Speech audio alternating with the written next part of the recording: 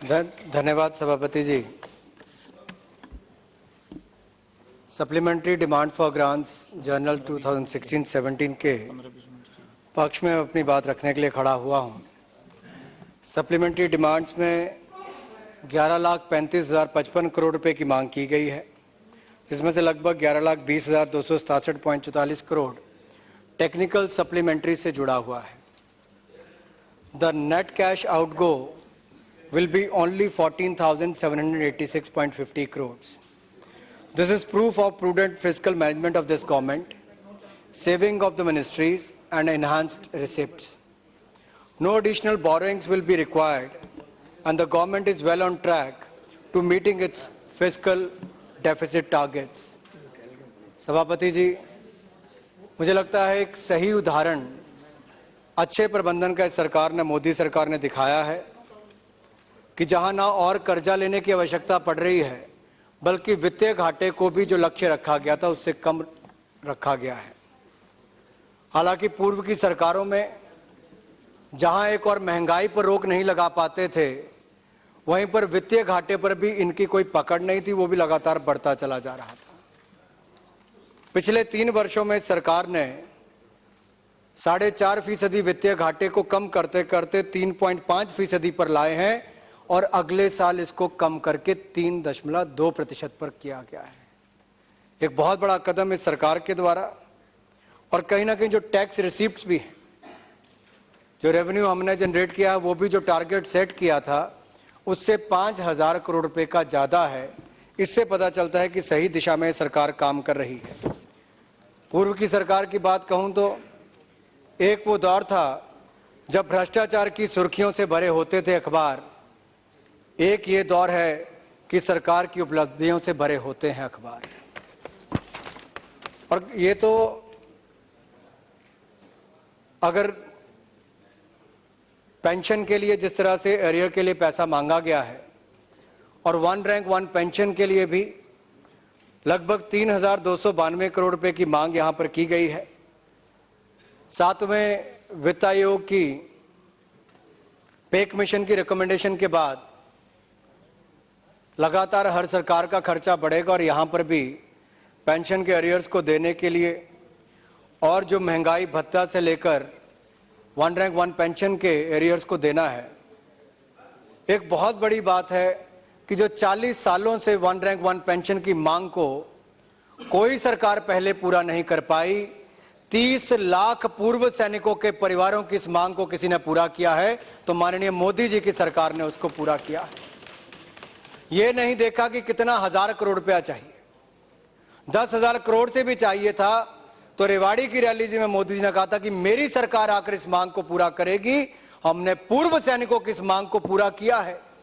जहां बाकी राजनीतिक दलों के लोग आदर्श स्कैम जैसे स्कैम से जुड़े रहे, जो पूर्व विधवाओं के लिए बने थे, उनके फ्लैट्स को तक लेने में लगे रहे, हमने आदर्श काम करके दिखाए, ताकि हमने उन परिवारों के लिए काम करके दिखाया है।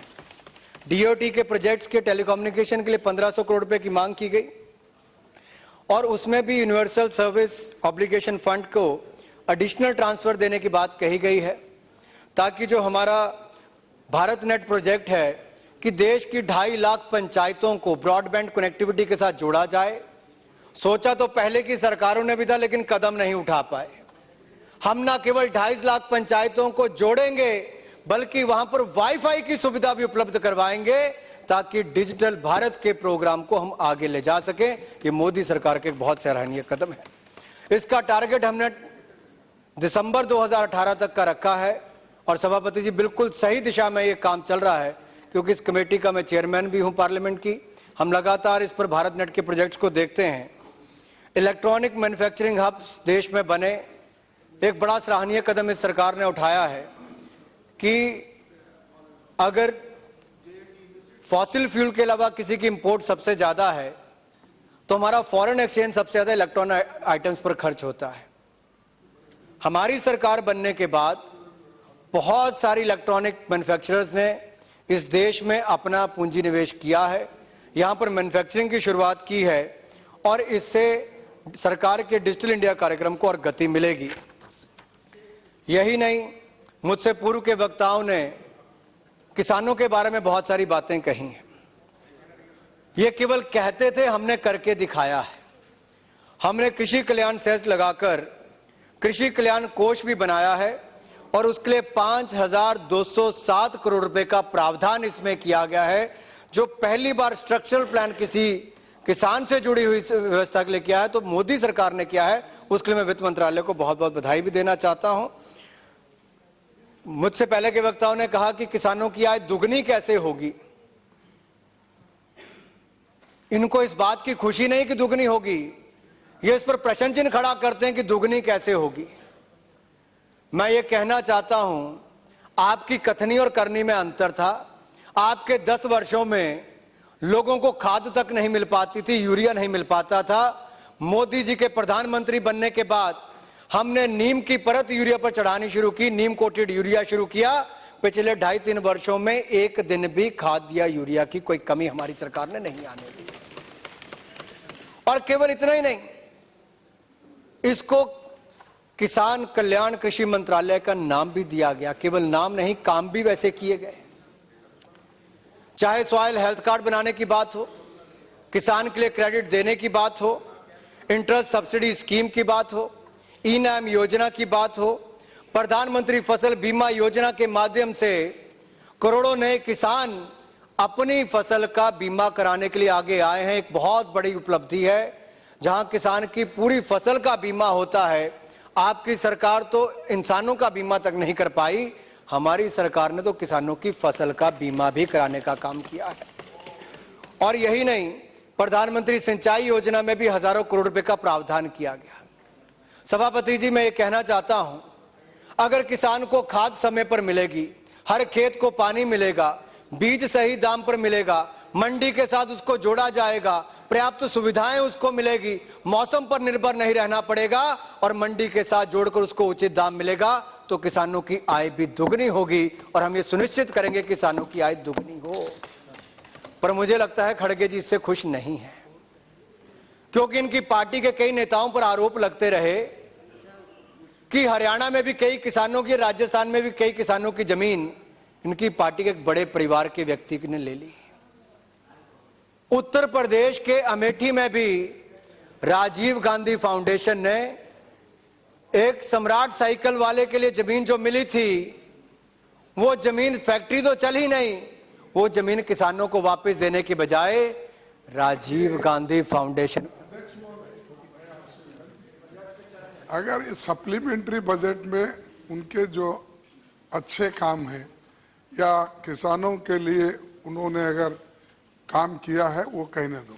पिछली सरकार वो की, पिछली सरकार ये की, मोदी जी 70 साल से क्या किए। नहीं, सुनो, ये मोदी जी कहते 70 साल से क्या किए, इन्हों कहते क्योंकि इन्हों अभी आए हैं 10 साल से, तो इन्हों ये कहते हैं कि तुम्हारी सरकार ये कही। अरे हमारी सरकार क्या कही वो हम बताएंगे, लेकिन तुम बार बार ऐसा करके तुम्हारे गलतियां मत छुपा लीजिए। जो आज बहुत से गलती किए हैं वो कर दे। नहीं, why should you say it is nothing to do with the supplementary budget. How can you restrict cycle का? नहीं, आपका साइकिल का, राजस्थान का, हम कभी बोले सब कि आपके व्यापम का घोटाला खड़गे जी तुम करे। अगर कोई शब्द, अगर छत्तीसगढ़ में घोटाला, अगर कोई शब्द उनका संसदीय हो तो आपकी आपत्ति सही है, लेकिन अध्यक्ष जी, सभापति जी, ठीक, मैं केवल देखिए, जब तक मैंने किसानों के हित की बात की, खड़गे जी तब भी खड़े नहीं हुए, लेकिन उन्होंने खड़े होकर इतना भी नहीं कहा कि हाँ, राजीव गांधी फाउंडेशन ने जो जमीन ली थी हम किसानों को वापस करेंगे। नहीं कह पाए, ये नहीं कह पाए कि गांधी परिवार के लोगों ने किसानों की जमीन को वहां पर लेकर रखा है। हम चाहते थे कि ये कहते वहां पर, इसलिए कहना कि किसानों के हित में किसने काम किया है, हमारी सरकार ने किसानों के हित में काम किया है, काम करेंगे और उनकी आय को दुगना भी करके दिखाएगी तो मोदी सरकार करके दिखाएगी। और यही नहीं, ये मोदी जी ने सरकार बनने के बाद कहा था कि ये सरकार है तो गरीब की, असहाय की, मजदूर की, महिला की, नौजवान की। आप महंगाई को इतने वर्षों तक नहीं रोक पाए, हमने महंगाई पर ब्रेक लगाकर दिखाई। प्राइस स्टेबलाइजेशन फंड का भी प्रावधान किया, 3500 करोड़ रुपए का हमने वहां पर प्रावधान किया है। और मैं यह भी कहना चाहता हूं कि इससे किसानों को भी और उपभोक्ता को दोनों को लाभ मिलेगा, ताकि फ्लक्चुएशन मार्केट में ना हो, फ्लक्चुएशन मार्केट में ना हो, आम आदमी को, उपभोक्ता को पैसा ज्यादा खर्च ना करना पड़े और किसान को भी नुकसान ना हो। इसके लिए सरकार ने उचित कदम उठाया है। 13.5 करोड़ किसान इस देश में है, 85% मार्जिनल फार्मर है, जिनकी 1 एकड़ से कम भूमि है। वो केवल इसलिए उगाते हैं कि अपने परिवार का पेट भर पाए, लेकिन उनका बारे में भी किसी ने सोचा है तो मोदी सरकार ने सोचा है। 8.5 करोड़ परिवार ऐसे हैं, लगभग 35 से 40 करोड़ लोग ऐसे जो आज भी गरीबी रेखा के नीचे रहते हैं। उनको गरीबी के रेखा के नीचे रखने के लिए किसी ने मजबूर किया तो उस पार्टी ने जिसने 70 में से 60 साल इस देश में राज किया है। गरीब को और गरीब करने के लिए इंदिरा गांधी जी से लेकर सोनिया गांधी जी से राहुल गांधी जी तक सब ये कहते रहे गरीबी हटाओ, इस देश का गरीब मिट गया, लेकिन गरीबी नहीं मिट पाई। और इसके लिए कांग्रेस को देश से माफी मांगनी चाहिए। हम गरीब के उत्थान के लिए काम कर रहे हैं। कांग्रेस आज तक कहती रही लुक ईस्ट, ये ईस्ट की ओर देखते रहे, पूर्वोत्तर राज्यों की ओर देखते रहे। आज इसीलिए पूर्वोत्तर के राज्यों में भी ये चले गए। हिनोंग जी मेरे बड़े अच्छे मित्र हैं, ये पूर्वोत्तर के राज्यों में भी इसलिए चले गए क्योंकि ये देखते रहे, लेकिन हमने वहां पर काम करने का शुरू किया। चाहे रेलगाड़ी की बात हो, रोड की बात हो, वहां पर बाकी विकास की बात हो, हमने लुक ईस्ट नहीं एक्ट ईस्ट पॉलिसी पर काम किया है। मनमोहन सिंह जी वहां से आते थे, पूर्व प्रधानमंत्री जी, लेकिन पूर्वोत्तर के राज्यों के लिए कर नहीं पाए। असम के दंगे हुए, केंद्र से यहां पर फौज वहां पर नहीं पहुंच पाई, जो यहां की सरकार में रहते हुए अपने जहां से सांसद चुनकर आते थे वहां के लिए नहीं कर पाए, हमने वहां पर भी किया है। इसलिए उत्तर प्रदेश से लेकर उत्तराखंड से लेकर मणिपुर पूर्वोत्तर तक भी पहुंची है, तो मोदी की गूंज वहां तक पहुंची है।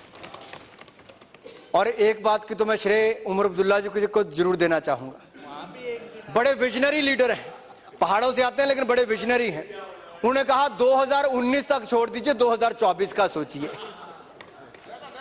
मोदी जी ने देश को एकजुट करने की बात कही थी, आज का मीडिया तो विपक्ष को भी एकजुट करने में लगा रहे, भाई मोदी से लड़ना तो एकजुट हो जाओ। अरे खड़गे जी कहां गए? जैसे वो गई वैसी कांग्रेस चली गई।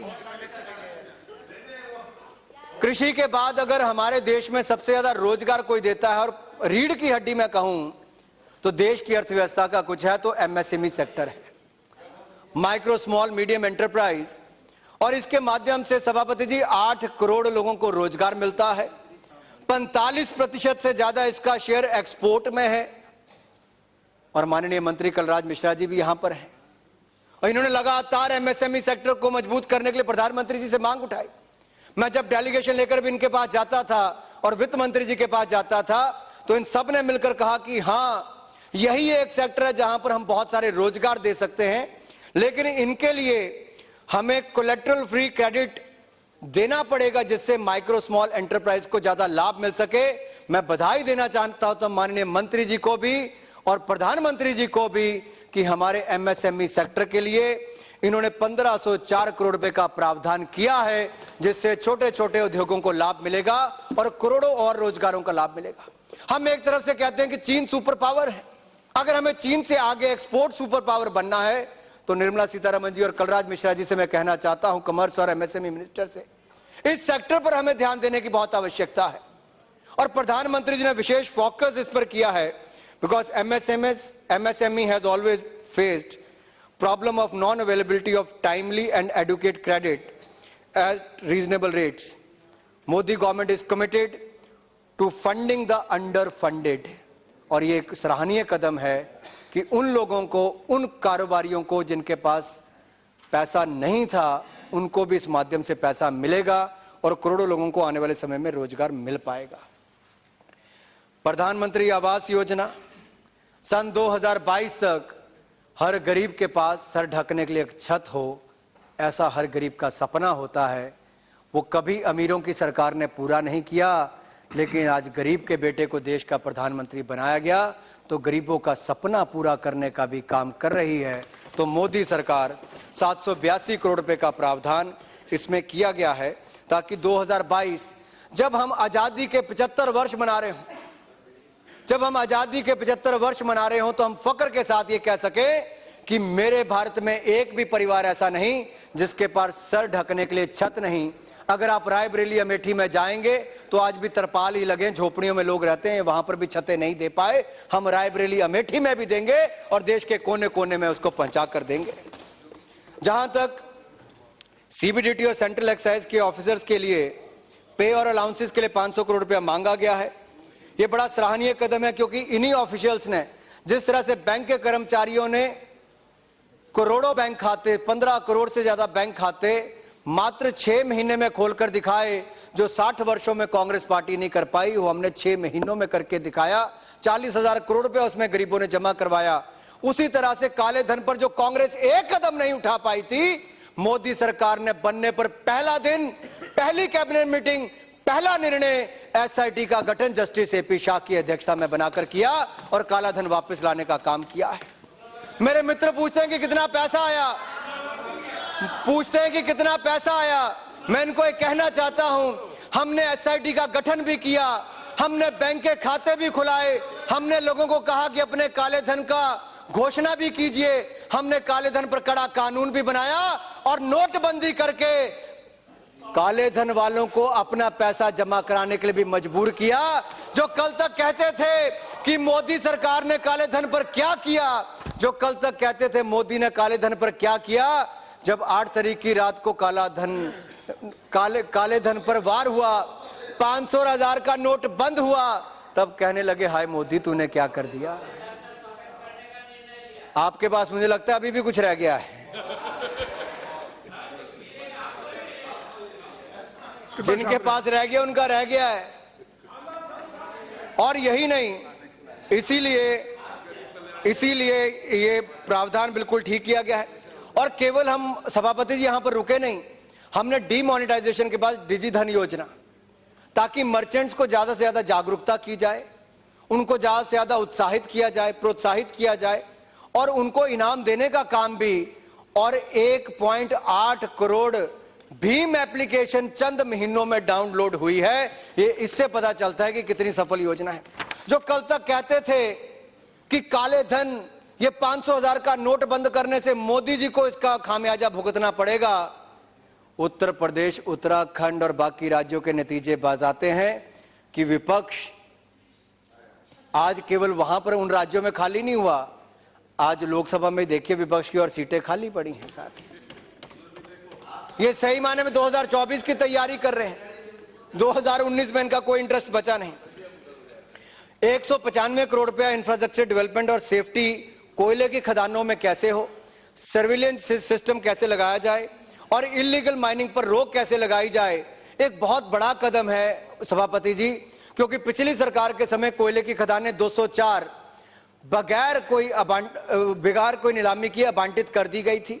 2 लाख करोड़ रुपए के घोटाले की बात आई, सुप्रीम कोर्ट ने नीलामी रद्द की। हमने 204 में से केवल 72 कोयले की खदानों की नीलामी की और 4 लाख करोड़ रुपए के लगभग देश के खजाने में इकट्ठा किया, तो नरेंद्र मोदी की सरकार ने किया है, जिसके लिए मैं सरकार को बहुत बहुत बधाई देना चाहता हूं।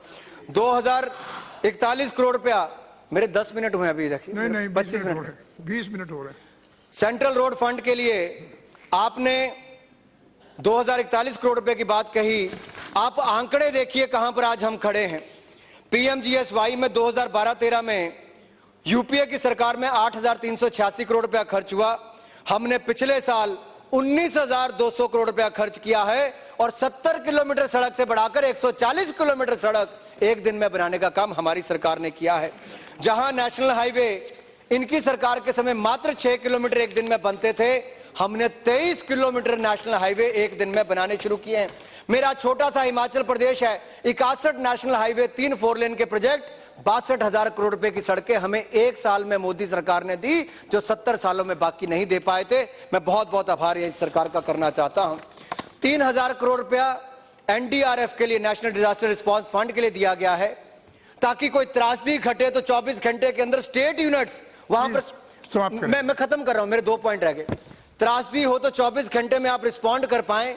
उत्तराखंड में भी बड़ी त्रासदी हुई, लेकिन वहां की सरकार विफल रही। जो आपदा प्रबंधन के लिए पैसा दिया गया वो भी खाने में लगी रही। जिन्होंने आपदा का पैसा खाया, जिन्होंने त्रासदी का पैसा खाया, आज उनके साथ ऐसी त्रासदी हुई कि 70 में से 57 सीटें हम जीते, उनका नामो निशान नजर नहीं आया, उनका नामो निशान नजर नहीं आया। क्योंकि त्रासदी के समय भी अगर आप वैसा पैसा खाओगे तो जनता उसका जवाब देती है। जो यूपी में गंगा का प्लान को रोकने के लिए तैयार खड़े थे, आज उनको भी वहां से बहना पड़ा बाहर, वो भी कहीं नजर नहीं आए। नेशनल इन्वेस्टमेंट फंड में 2845 करोड़ रुपए का प्रावधान किया गया है, ये ताकि एनपीएस जो पब्लिक सेक्टर बैंक्स के हुए हैं वहां पर भी उनको कैपिटलाइजेशन के लिए, उनकी बढ़ाने के लिए, रिकैपिटलाइजेशन के लिए, और रेलवेज के लिए भी कैपिटल एक्सपेंडिचर के लिए पैसा का प्रावधान किया गया है। मेरे पहले के मित्रों ने कहा कि 10 लाख करोड़ रुपए से ज्यादा एनपीए अकाउंट हुए हैं, लेकिन इनसे पूछिए पिछले 10 सालों में जो विदेश में एक हमारा पूर्व सांसद भाग गया है, उसका किसने दिया लोन? यहां पर 10-10 बैंकों ने प्रधानमंत्री कार्यालय से लेकर नॉर्थ ब्लॉक के वित्त मंत्री के कार्यालय से किन मंत्रियों ने फोन किया और किन्होंने उसको पैसा दिया था? हजारों करोड़ उनको दे दिए गए, उनकी एयरलाइन तो ग्राउंडेड हो गई, लेकिन वो खुद विदेश में फरार हो गए। अनुराग जी, हो गया। और यही नहीं, ये लास्ट 2 पॉइंट है। रेलवे मंत्रालय में 2026 हो गया सभापति जी, लास्ट 1 मिनट में खत्म कर, 2691 करोड़ रुपया रेलवे के नुकसान के लिए उनको रिम्बर्स किया जा रहा है। यह बहुत सराहनीय कदम है, क्योंकि पूर्वोत्तर के राज्यों में, जम्मू कश्मीर में और हिमाचल प्रदेश की भनुपली बिलासपुर लेह रेलवे लाइन जो हमें सीमा तक पहुंचाएगी, उस रेलवे लाइन के लिए भी इससे पैसे दिए जाएंगे ताकि सीमा पर हमारे सैनिकों को हर तरह की सुविधाएं मिल सके। इसके लिए मैं सरकार का बहुत धन्यवाद करता हूं। और सीएसटी में भी आप स्टेट्स को कंपनसेट करने के लिए 1384 करोड़ रुपया देने जा रहे हैं, ताकि जो प्रदेशों का भरोसा केंद्र से उठ गया था, कोऑपरेटिव फेडरलिज्म में आपने इस रिश्तों को और अच्छा बनाया है और सीएसटी कंपनसेशन से आप जीएसटी को भी सफल लागू करवाने वाले हो। इसके लिए भी मैं आपको बहुत बधाई देता हूं।